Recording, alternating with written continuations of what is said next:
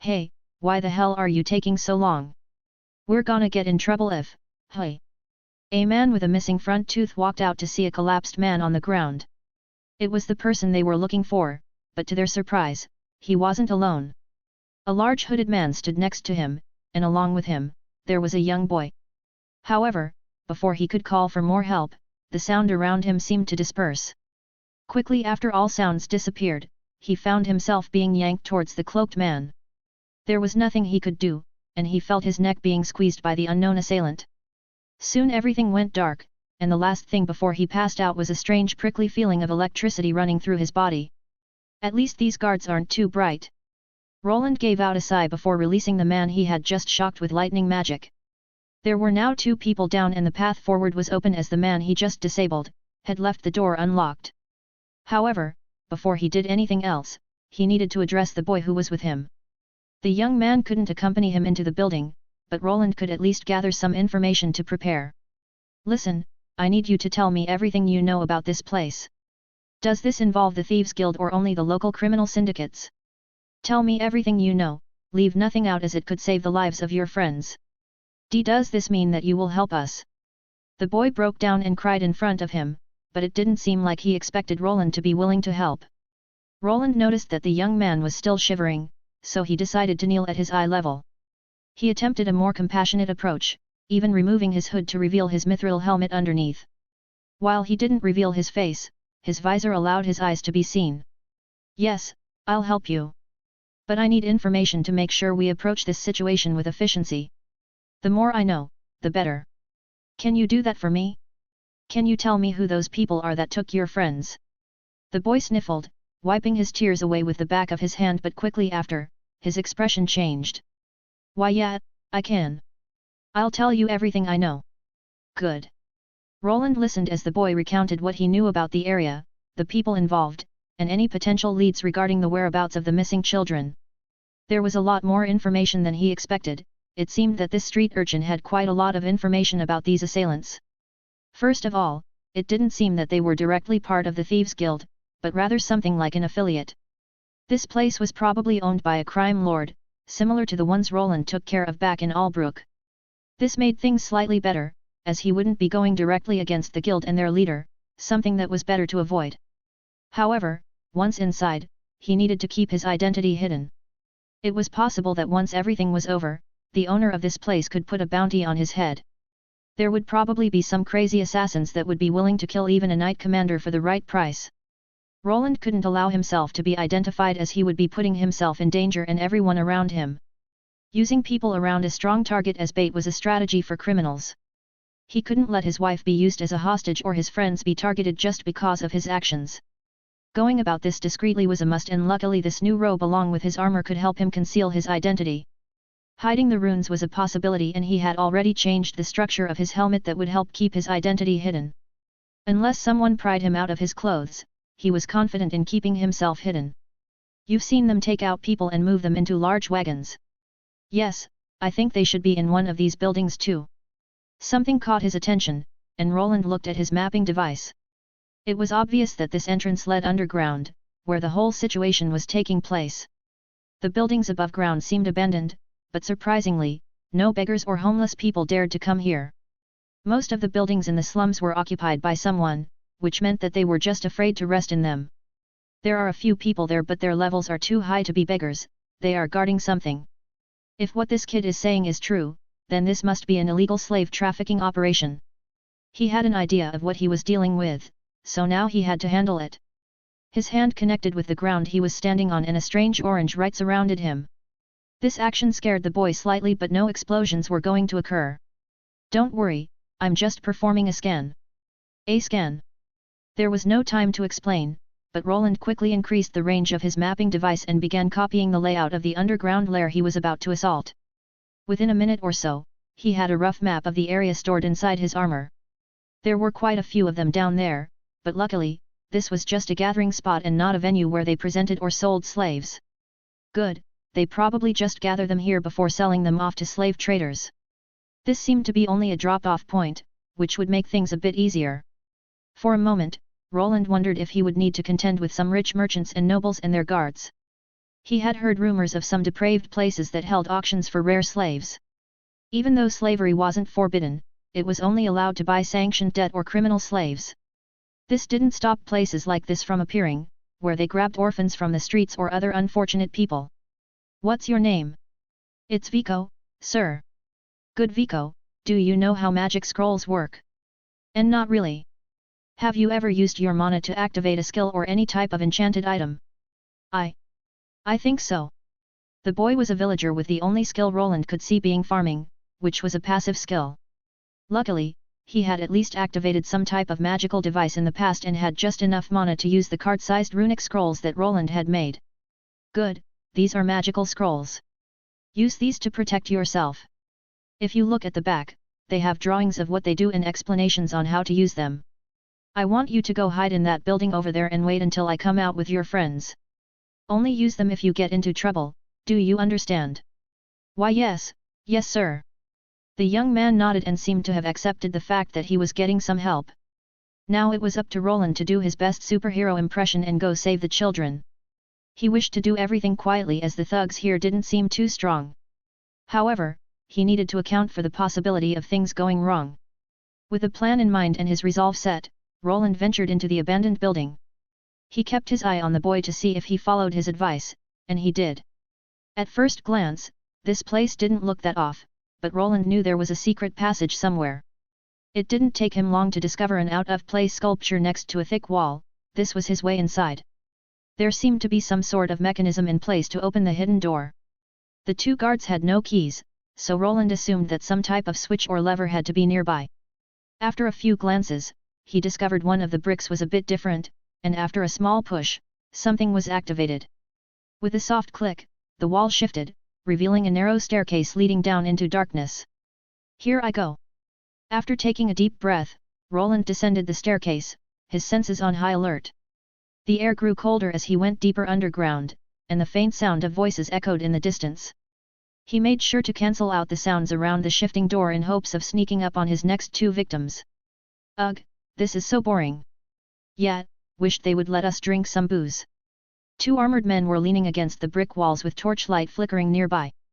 Suddenly, the torches started going out, dimming the room.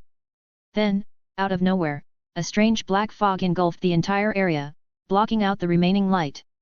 The two men were stunned, but before they could shout for help, they found themselves unable to breathe. The dark vapor entered through their mouths, causing them to cough before collapsing to the floor. Soon, the darkness subsided, and Roland emerged from the shadows. This is a good opportunity to test out some new runes. This dark miasma is quite potent in these closed spaces but could cause some collateral damage. Roland took a moment to observe the effects of his new runes. The dark mist he had conjured was effective in incapacitating the guards and also left them with a poisoned effect. Even if they woke up afterward, they would be unable to do anything for a while. Before him was a large metal door, this one without a hidden mechanism to open it. Slowly, he pushed one side open and peeked inside, where he saw a long corridor potentially housing his targets. This was likely the main dungeon where the abducted people were taken, and the entrance Roland found was just one of several ways inside. Other tunnels likely led to similar entrances, potentially guarded by more personnel who would intervene if anything happened. The lack of traps indicated that these captors weren't expecting any successful escape attempts.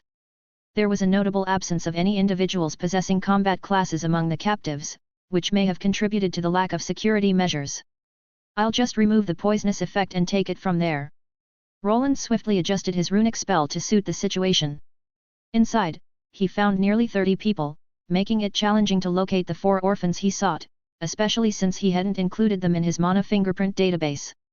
However, one person present was within his database, one that could complicate matters. Just like previously, the dark fog entered the dungeon through the door and extinguished the torches that were lighting it up. Once anything was swallowed up, all sound ceased and the few guards within were left in a state of confusion. Once everything was devoured by the darkness, Roland took advantage of the chaos he created. The captives started panicking but the altered spell would not harm them. Roland moved swiftly, his steps silent as he navigated through the darkened corridor. His enhanced vision allowed him to see clearly despite the lack of light. He didn't really need to approach any of the guards as his runic spells did all the work for him. There were no screams but only confusion as the guards ended up slamming into the walls and being choked out by invisible hands. It only took him a few moments, but everyone had been disabled and the curtain of darkness could be now dispersed.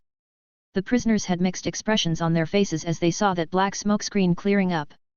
Some looked curious, others were frightened, uncertain of what this third-party person wanted here or what was happening. Roland looked around calmly as he could now see every captured person and noticed one thing. All of them were either somewhat attractive or young, and he didn't want to think about why. Silence enveloped the area as Roland's imposing figure was unveiled. Numerous cells lined the chamber, each constructed from simple steel, offering little resistance to those with higher-tier combat classes. The occupants of the cells began to retreat as Roland surveyed the area. His gaze eventually settled on one cell, where he spotted a child, the same girl who had narrowly escaped the clutches of the loan collectors.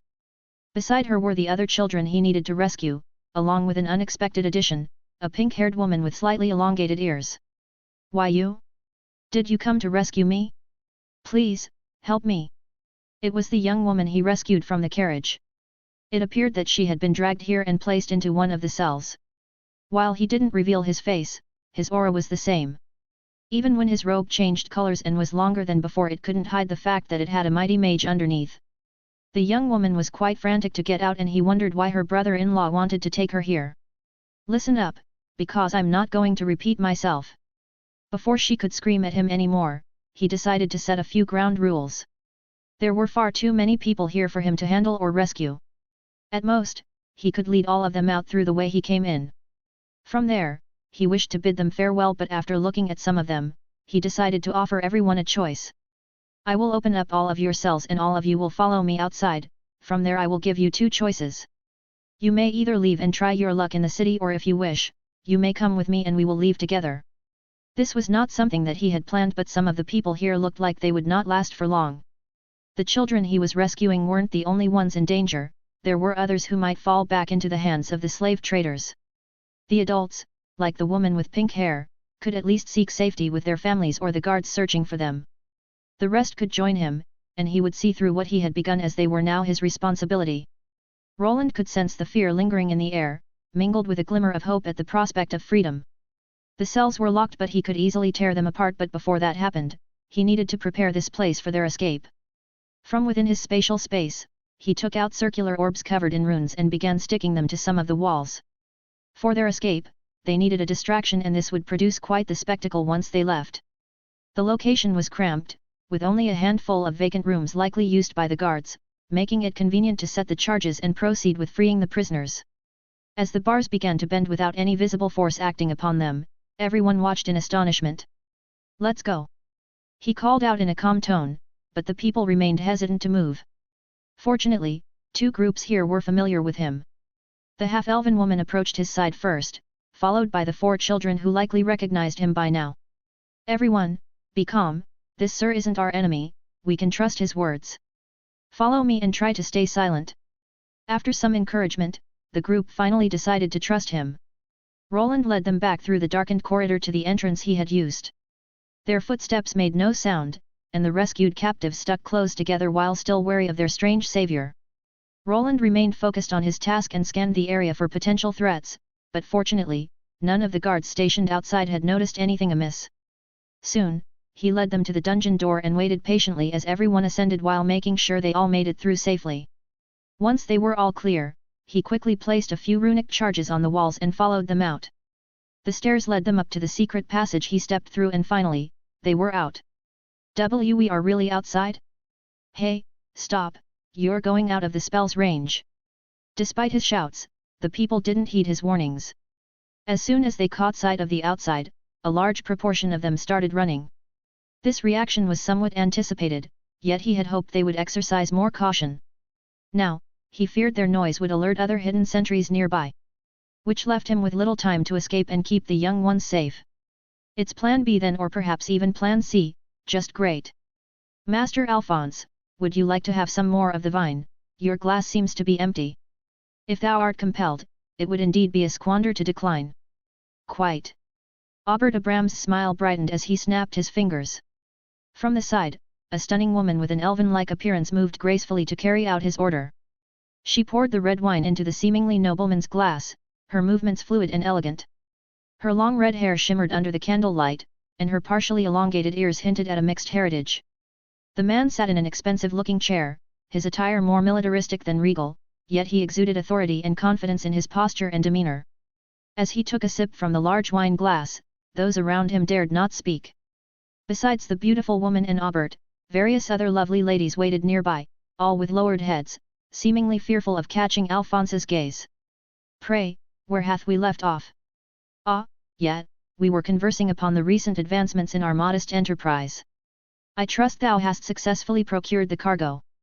"Of course, Master Alphonse, everything is proceeding according to plan. This law. I mean the shipment is ready for shipping and we have prepared everything just as before." "Most splendid. I shall entrust my men with its safeguarding, as is customary. However, there is a matter, I yearn to ascertain." "Ah, what is Master Alphonse?"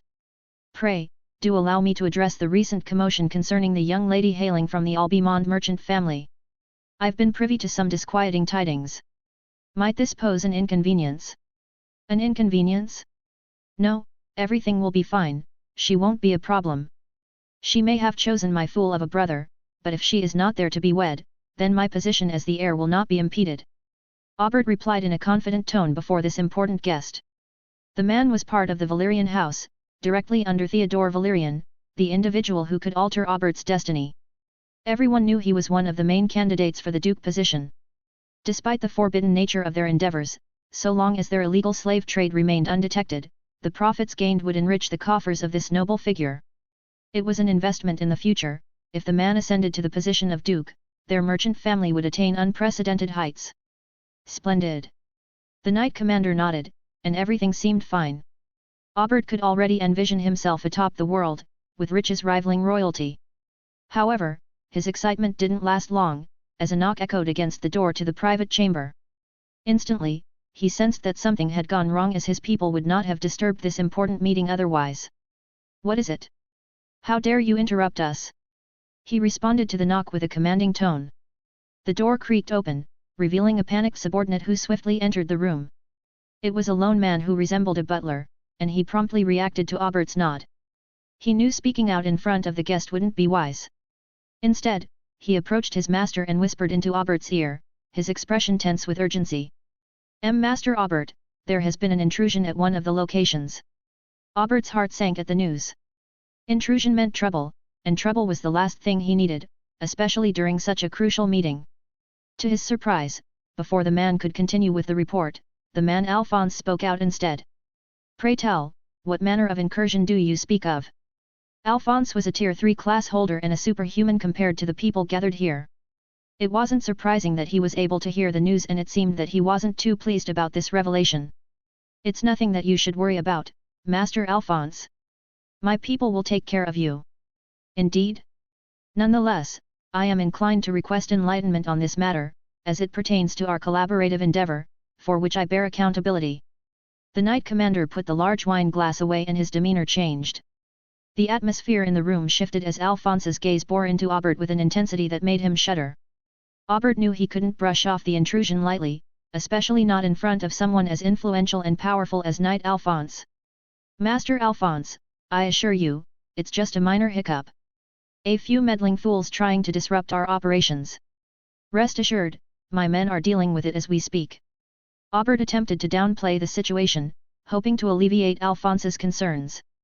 However, the knight commander didn't seem convinced, and his piercing gaze remained fixed on Aubert. "Be that as it may, kindly instruct your attendant to recount the events that partook." The subordinate hesitated for a moment, glancing nervously between Aubert and the imposing figure of Knight Alphonse.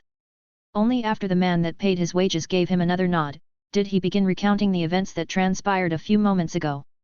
Roland tried not to sigh as he watched more than half of the prisoners escape the moment they made their way out of the underground prison.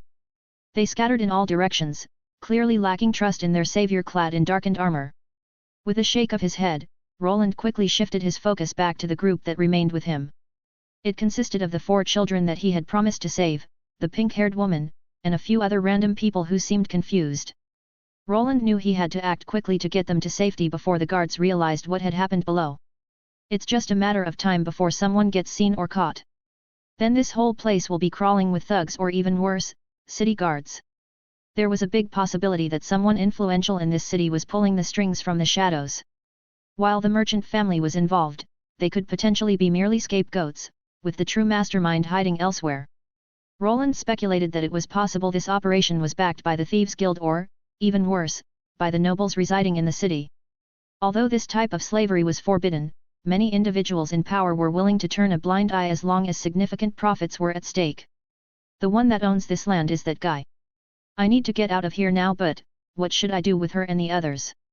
The people present were clearly non-combatants. Most of those who had been in the underground dungeon were half-elves. Sun elves and moon elves were renowned for their beauty, but they were unsuitable as slaves. Even when convicted of crimes, the kingdom had agreements with other nations. They sent them back to the lands of their origins instead, where they would be punished. However, half-breeds were often scorned. The elves appeared indifferent to their fate. Despite being only half-elves, they still retained much of their allure, making them a sought-after commodity in the slave markets. I need to go too, Sir Mage, you have my gratitude, but... Wait. The woman that he had rescued wanted to leave as well. She saw the others running and wished to follow. I understand your desire to leave and I won't stop you, but there are a few things you should know. That brother-in-law of yours is probably responsible for all of this. Aubert. I should have known that it was him. I bet you didn't, but his men are spread out through the city. If you run into any of them, then you'll end up in another jail cell. But, what should I do? The young woman looked up to him with pleading eyes. Roland hesitated as he didn't want to involve himself in this any more than necessary. However, he recognized that the girl would likely be safe if she managed to return to her fiancé or one of the loyal guards. With so many people now loose, it was a prime opportunity for her to make her escape, and with his assistance, it would be possible. Here, take this. This is a concealment scroll. Once activated, no one will be able to see you. He handed her 3 small runic card scrolls which he had previously prepared for his trip. The woman took it hesitantly, her eyes widening in surprise at the magical gift. This is incredible. Thank you so much. She exclaimed with a hint of gratitude in her voice. It seemed that she understood how to use the magical device. Use it wisely and make your way back to safety. Try to avoid any confrontations and stick to the shadows.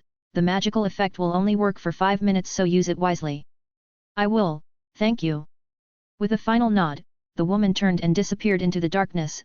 The scroll was activated and concealed her from sight. Roland watched her go, hoping she would find her way to safety amidst the chaos of this night.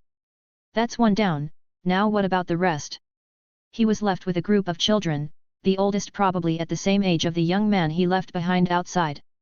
They were now his responsibility, and to continue with the plan, he needed to rendezvous with Vico.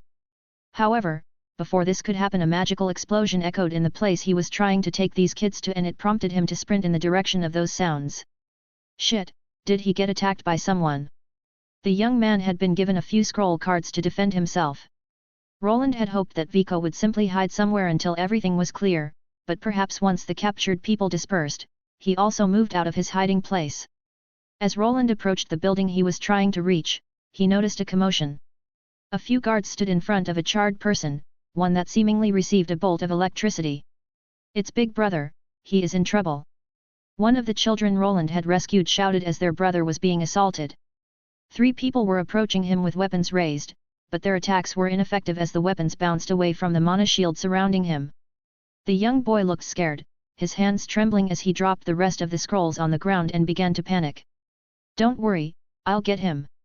Roland left the kids with a few reassuring words before he approached the 3 thugs. The building they occupied was more of a warehouse that housed a large carriage and the creature that pulled it. For some reason, it wasn't alerted by the commotion outside or inside, and the reason was probably the collar that it had around its neck. Hey, who are why, Ak? One of the men turned around to notice Roland approaching them.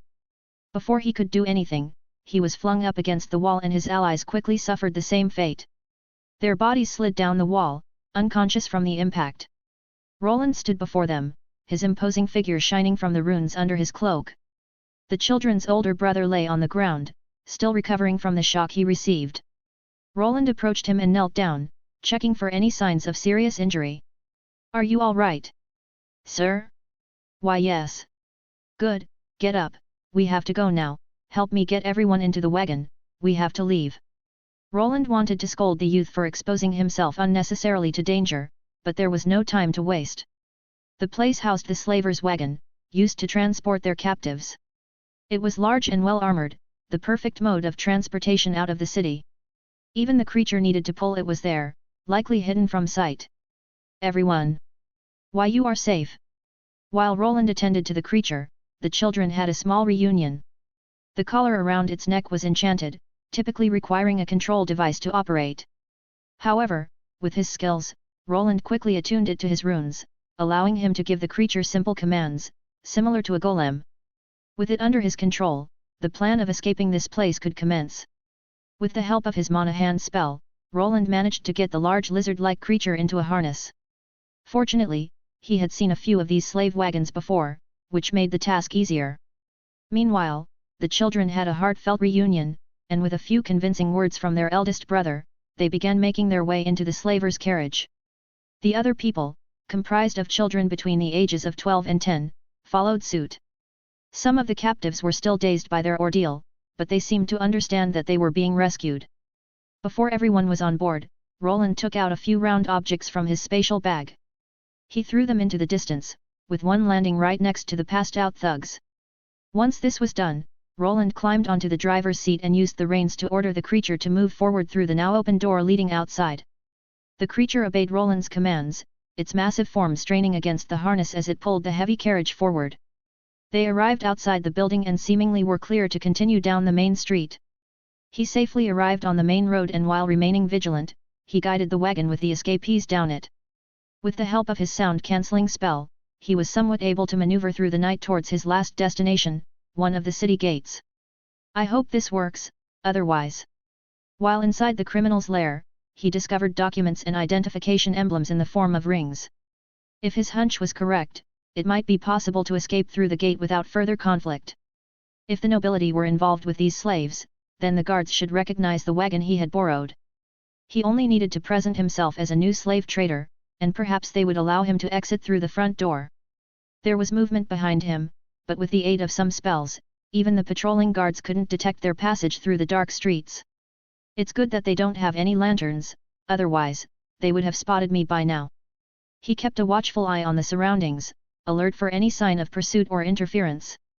The children inside the carriage remained silent, clearly fearful of their fate. As they approached the city gates, Roland could see the guards stationed there, their forms barely visible in the dim light. He slowed the wagon's pace, trying to appear inconspicuous as he prepared himself for whatever might come next. The guards at the gate were surprised at the wagon that seemingly appeared from nowhere and approached it warily. At first, they seemed hostile, but the moment they witnessed the slave emblem along with the ring on his finger that he obviously showcased, they changed their tune. Was there one of them coming tonight? I thought it was supposed to be tomorrow. Don't ask stupid questions and let them through. Do you remember what happened to the last guy? Luck seemed to be on his side as the guards here were fearful of the men behind the slavers. The gates that had been closed began to open and he could release the grip on his staff that he was hiding away on the side. As the gates opened, Roland breathed a sigh of relief. The plan had worked, and they were now on the verge of escaping the city. He moved the reins and the creature moved forward, but the moment they entered the gate, an unexpected visitor appeared from behind. Stop that wagon! Don't let them pass! A man on horseback was charging in their direction, unmistakably a knight. The crest on his armor identified him as belonging to the landowners and the group Roland was attempting to avoid. His heart sank, but it was too late to retreat now. It was time to initiate his backup plan. It never goes smoothly, does it? Roland glanced at the display screen inside his armor. There, he could see all the runic charges he had previously planted in the criminal lair. Alongside them, he had positioned a few sensors to enable access from this distance. He had known that some people had already arrived there but had hoped that they wouldn't reach this gate in time. After confirming the absence of innocent bystanders, he quickly activated all the bombs that were placed and heard the echoes of the explosion quickly after. The guards at the gate were caught off guard, their attention diverted by the sudden chaos erupting within the city. The explosions threw a massive fireball into the sky that illuminated the streets and shook the ground beneath them. Roland seized the opportunity and ordered the creature to move through the now closing gate. Its large form strained against the weight of the wagon, but it surged forward with impunity. Stop! The gate's safety feature was activated by one of the guards, but just as the iron grate was about to fall down, it suddenly stopped in place. It remained there while Roland and the wagon passed through, leaving the chaos and confusion of the city behind them. Don't let them escape, you fools! The voice of the knight boomed from behind them and was accompanied by the sound of approaching hooves. The chase was on and there was quite a way until he arrived home.